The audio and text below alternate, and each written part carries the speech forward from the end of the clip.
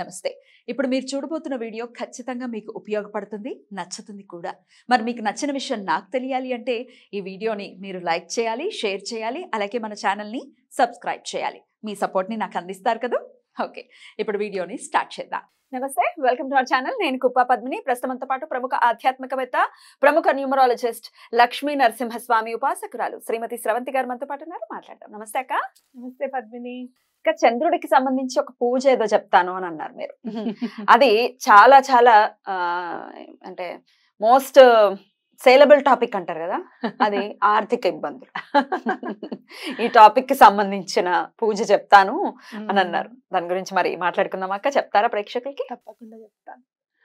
అయితే ఎందుకు చూస్తారు ఆర్థిక ఇబ్బందుల గురించి మనం మాట్లాడినప్పుడు, డబ్బుల గురించి మనం మాట్లాడినప్పుడు అంటే, ఈ డబ్బు గురించి సమస్య పోతే అది తర్వాత చూసుకోవచ్చు అనే ఫీలింగ్ ఉంటుంది అందరికి. అది ద మోస్ట్ మెడ మీద పీక మీద కత్తిలాగా ఉండే సమస్య ఆర్థిక సమస్య. కరెక్ట్. కాబట్టి నువ్వు ఏమైనా అయిపో, ముందు నాకు డబ్బులు ఇచ్చి అయిపో అని వాళ్ళు కూడా ఉంటారు. కాబట్టి అలా ముందు అసలు ఆ డబ్బు బాధ తీరిపోతే బాగుండు అని అనుకొని పాపం అందరూ చూస్తారు అన్న ఉద్దేశం అనిపిస్తుంది నాకు. కానీ ఇది మాత్రం తప్పకుండా మీ ఇంట్లో ఆర్థిక ఇబ్బందులు ఏమన్నా ఉంటే కనుక తప్పకుండా తొలగింపజేస్తుంది అనే నమ్మకం నాకుంది. తప్పకుండా చెయ్యండి. ఎలాంటి పరిస్థితుల్లో అయినా కూడా చంద్రుడు సరిగ్గా లేకపోతే గనక మనకి ఆర్థిక ఇబ్బందులు వస్తాయి అనేది నా గట్టి నమ్మకం. ఎందుకు అనంటే ఆర్థిక ఇబ్బందులు అంటే మానసిక ప్రశాంతత అనేది ఉండదు. అండ్ మోర్ ఓవర్ వాటర్ కి సంబంధించింది కూడా చంద్రుడు కాబట్టి తప్పకుండా మనం ఇక్కడ ఎలిమెంట్ వాటర్ ని కూడా యూస్ చేసుకుంటాము. అలాగే వాటర్ అనేసరికి మనకి అంటే ఈ ధాన్యాలు ఏవైతే ఉన్నాయో, పెరుగు, ఇలాంటివన్నీ కూడా మనకి తినే పదార్థాలు కూడా ఇక్కడ మనం తప్పకుండా ఉపయోగించుకుంటాం ఈ పూజలో. అయితే ప్రకృతి మనకి వరం ఇచ్చినట్టే ఈ పూజ గురించి తెలుసుకుంటానని నా అభిప్రాయం. ఎందుకంటే అష్టమి రోజు మొదలు పెట్టాలి ఈ పూజ. అరే, ఇప్పుడు మొన్న అష్టమి వెళ్ళిపోయింది, వచ్చే అష్టమి మళ్ళీ వచ్చే అష్టమి, శుక్లపక్ష అష్టమి, అందున మాఘమాసం. శుక్లపక్ష అష్టమి నాడే మొదలు పెట్టాలి. శుక్లపక్ష పౌర్ణమి వరకు చెయ్యాలి కదా, అందుకని. ఓకే, అయితే మాఘమాసంలో చేసుకోవచ్చు. సూపర్ గా ముందుగానే చెప్తున్నాము, చక్కగా నోట్ చేసుకోండి. మాఘమాసంలో అష్టమి తిథి తీసుకున్నప్పుడు అష్టమి రోజు ఏం చేస్తారు ముందు అంటే, కొంచెం పెరుగు అప్పటికప్పుడు తోడేసుకున్నదే కావాలి. పొద్దున్న తోడేసుకుని మీరు ఎవ్వరు కూడా యూజ్ చేయకూడదు అంత కప్లో పెరుగు. తర్వాత కొంచెం అన్నం వండుకోండి. పెరుగన్నం వండేసేసి కొద్దిగా పోపేయండి, అంటే దద్దోజనం చేసుకోండి. పెరుగన్నం తోడుకుంటున్నాక రాత్రి తోడేస్తే కుదరదా? నిద్ర చేయకూడదనా? నిద్ర చేయకూడదని కాదు, మళ్ళీ వాడేస్తారేమో అని భయం. సాయంత్రం పూజకి కదా, వాడకపోతే పర్వాలేదు, మీరు వాడకుండా ఉండాలి పెరుగు అంతే. ప్యాకెట్ పెరుగు తెచ్చుకుంటే అయిపోతుంది, తోడేసుకుంటే అది ఆనందం కదా. ఇంట్లో మీ ఇష్టం, ప్యాకెట్ పెరుగు వాడేవాళ్ళు కూడా ఉన్నారు. అలా అయితే ఆ ప్యాకెట్ ఎక్కడ కూడా ఓపెన్ చేయకుండా పెట్టుకోండి. పోపు వేయండి, కొంచెం దద్దోజనం చేయాలి. ఎందుకంటే ఉత్తి పెరుగన్నం మనం నైవేద్యం పెట్టమన్నమాట. కాబట్టి ఆ పెరుగన్నం తీసుకొని వెళ్ళి బయట చంద్రుడి దగ్గర పెట్టి ఒక మంచినీళ్ళు గ్లాస్తో వాటర్ పెట్టాలి. వాటర్ పెట్టేటప్పుడు గాజు గ్లాస్తోనే పెట్టండి ఎప్పుడైనా. ఎందుకు అనంటే మనం మేనిఫెస్టేషన్ టెక్నిక్స్ ఏమైనా చేసినప్పుడు మంచినీళ్ళతో చేసుకున్నప్పుడు అవి పారదర్శకంగా ఉండాలన్నమాట. పారదర్శకం అంటే సీత్రు కనిపించేలాగా ఉండాలన్నమాట. అది గాజు గ్లాస్ లో పెట్టుకోవాలి. అయితే పెట్టుకొని అక్కడ మనము అమ్మవారికి ఒక దీపం కూడా వెలిగిస్తాం. తులసి కోట దగ్గర పెట్టుకోండి అందరు చక్కగా. ఓకే, తులసి కోట దగ్గర ఒక దీపం వెలిగించేసి ఒక చిన్న ముగ్గులాగా వేసేసి అక్కడ పెరుగన్నం పెట్టేసి మంచినీళ్ళు పెట్టి ముందు గణపతిని ప్రార్థించండి. తర్వాత కనకదార స్తోత్రం చదువుకోండి. అదే పౌర్ణమి నాడు కాదు, ప్రతిరోజు అష్టమి నాడే. అష్టమి, నవమి, దశమి, ఏకాదశి, ద్వాదశి, త్రయోదశి, చతుర్దశి, ఆ తర్వాత పౌర్ణమి. 8 రోజులు. మీరు ఇక్కడ చూడండి, 8 సంఖ్య వచ్చింది. అష్టలక్ష్ములకి తోడనమాట. అష్టలక్ష్ములకి మనం పూజ చేసినట్టే. కనకదార స్తోత్రం చదువుకోండి. అలాగే అష్టలక్ష్మి స్తోత్రం చదువుకుంటే కూడా చాలా మంచిది.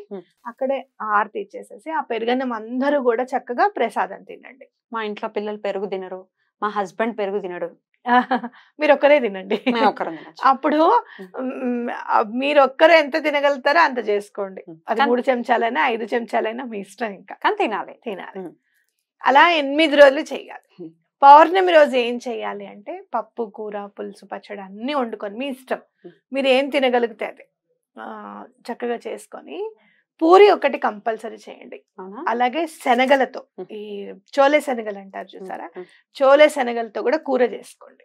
ఓకే, ఎందుకంటే లక్ష్మీదేవికి మీరు వైష్ణవిదేవి భోగ్ అని ఇమేజెస్ కొట్టండి, కంపల్సరీ పూరి ఇంకా శనగల కూర ఉంటుంది అనమాట. అమ్మవారికి చాలా ఇష్టము, చాలా ఇదిగా పెడతారు అక్కడ నార్త్ సైడ్. కంపల్సరీ చక్కగా కొంచెం కొంచెం చేసుకొని అవన్నీ కూడా నైవేద్యం పెట్టండి. అది ఇంటిలిపాది తినాలన్నమాట. మిగతా అంతా కూడా నైవేద్యం కిందకే అయిపోతుంది కదా. ఆకులో పెట్టింది మాత్రము పూజ చేసుకున్న వాళ్ళు భర్త ఇద్దరు తినాలన్నమాట ఖచ్చితంగా. మిగతా అందరూ మామూలుగా తినేసేయచ్చు. అక్కడ విస్తరాకులో పెట్టింది మాత్రం ఖచ్చితంగా వైఫ్ అండ్ హస్బెండ్ తినాలి. ఇక్కడ పెరుగొన్నానికి మీరు విస్తరాకులో పెడితే చాలా మంచిది. ఏది అరిటాకులో. ఇప్పుడు విస్తరాకులు మరి ఎండిపోయినట్టుగా దొరుకుతున్నాయి. అరిటాకులో గనక పెరుగన్నం నైవేద్యం పెడితే ప్రతిరోజు చాలా మంచిది. మీకు దొరికితే అరిటాకు యూస్ చేసుకోండి. ఈ చక్కగా 8 రోజులు చక్కగా దొరుకుతున్నాయి. 10 రూపాయలు పెడితే 5 ఆకులు చక్కగా దొరుకుతాయి. అలా ఫారెన్ లో ఉంటాయి కదా అక్క. ఫారెన్ లో ఉంటే మామూలుగా మీరు కప్స్ వస్తున్నాయి ఇప్పుడు వాళ్ళకి కూడా. ఏంటి మన విస్తరాకులతోనే ప్లేట్లు వస్తున్నాయి అక్కడ. అయితే ఒక ఆర్డర్ పెట్టేసుకుంటారు. లేదు అట్లా కాదు అని అనుకుంటే గనక మామూలుగా ఏ ప్లేట్ అయినా స్టీల్ ది కాకుండా మిగతా ఏవైనా మీరు చూసుకోండి. ఇంకా గాజు ప్లేటో సిరమిక్ పింగాణి ప్లేట్స్ ఉంటాయి కదా మన దగ్గర డైనింగ్ కి సంబంధించినవి, క్రాకరీ ఐటమ్స్ ఉంటాయి కదా, దాంట్లో పెట్టుకోండి. అరిటాకులో పెడితే చాలా మంచిది.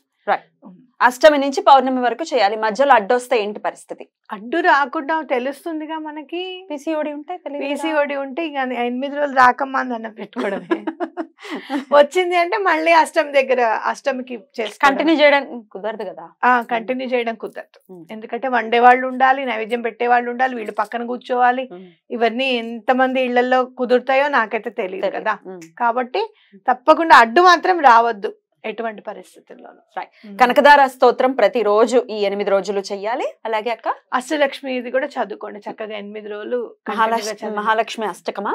లేదు, సుమరస వందిత సుందరి మాధవి అని ఉంటుంది కదా. 8 లక్ష్ములని మనం అష్టలక్ష్ములకి సంబంధించి. అలా ఎలాంటి బాధ ఉన్నా కూడా తొలగిపోతుంది. మీ పిల్లలకి వివాహం అవ్వాలి అంటే కూడా ఈ పని అవుతుంది. ఆర్థిక ఇబ్బందులు తొలగిపోతాయి. అలాగే సంతానం కోసం చేసే వాళ్ళు కూడా ఈ పూజ చేయొచ్చు. మీరు ఇంకా పౌర్ణమికి మీకు ఓపిక ఉంటే పౌర్ణమి రోజు చక్కగా లలితా శాస్త్రం కూడా చదువుకోవచ్చు. అద్భుతం అక్క.